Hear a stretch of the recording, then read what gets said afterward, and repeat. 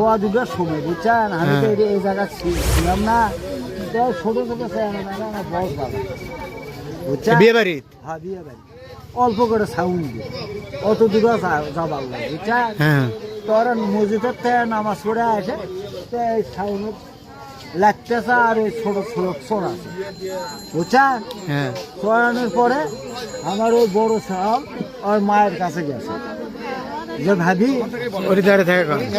ভাবি এনা শোল বলে এনা শাসন করো, শোল বলে এনা শাসন করো।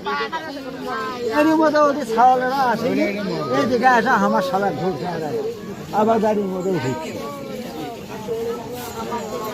ধরে না মারলো কি? নুন নবী একাই? নুন নবীর বেটা ছিল নুন নবীর বউ। আর হিন্দু বাড়ির হিন্দু বিয়ে বাড়ির কি হচ্ছে?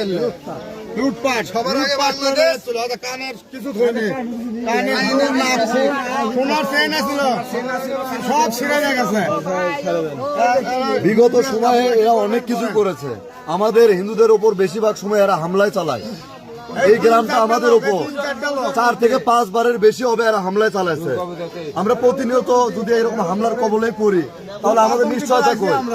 সবার আগে বাংলাদেশটা কই হইলো তাহলে? তাহলে এটা কি দেশ গড়ার কি তাগিদ কি প্রথম অস্ত্র হিসেবে হিন্দুরাই কি বলে? আপনারা এড়িয়ে করবেন।